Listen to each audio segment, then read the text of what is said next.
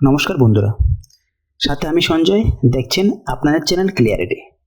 আজকের এই ভিডিওতে আমি ব্যস্ত জীবনের কিছু কথা বলতে চাই, যা প্রতিটা মুহূর্তে ব্যস্ততার পরিচয় দেয়। তাই অনুগ্রহ করে সকলকে অনুরোধ করছি ভিডিওটি ভালো করে মন দিয়ে দেখার জন্য। আমাদের প্রাণের কবি রবীন্দ্রনাথ ঠাকুর বলেছেন, ভুল থেকে নতুন কিছু শেখার নামে জীবন। যে ভুল করা থেকে কিছু শিখবে, সেই বাস্তব জীবনে সফল হতে পারবে। চোখের জল সবার জন্য আসে না, আর যার জন্য আসে সে তার মূল্য বোঝে না। বিয়ের আগে একটি কথা মনে রাখা খুব প্রয়োজন।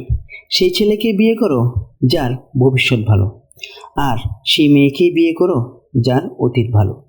আমাদের প্রাণের কবি রবীন্দ্রনাথ ঠাকুর বলেছেন, জ্ঞানীরা আগে চিন্তা করে তারপরে কথা বলে, আর নির্বোধেরা আগে কথা বলে তারপরে চিন্তা করে।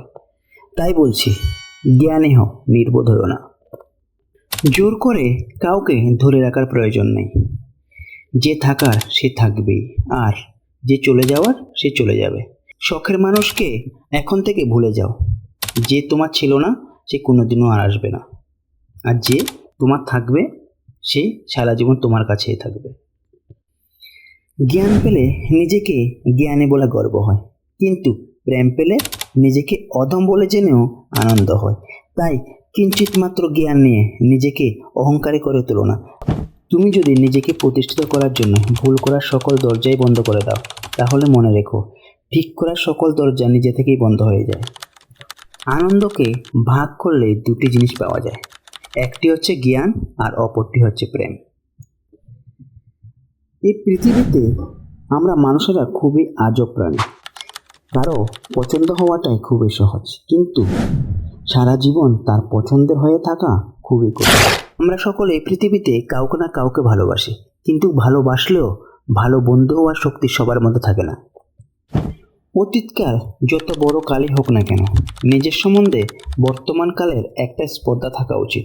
যে অন্যের ভালো করতে ব্যস্ত থাকে, তার নিজের ভালো হয়ে ওঠার সময় থাকে না। তাই তো এই পৃথিবীতে ভালো মানুষগুলোর কোনো দাম থাকে না। তীরে দাঁড়িয়ে বা জলের দিকে তাকিয়ে কখনো তুমি সমুদ্র অতিক্রম করতে পারবে না। মনে রেখো, অধিকার চাইলে অধিকার পাওয়া যায় না, কর্মের দ্বারা সেটা তৈরি করতে হয়। টাকা পয়সা না থাকলে মানুষ কখনোই গরিব হয় না। প্রকৃত গরিব তো সেই, যার একটা সুন্দর মন নেই। কোনো এক সময় প্রতিটি মানুষই বদলে যায়, হয়তো আঘাতে আর না হয় অভাবে।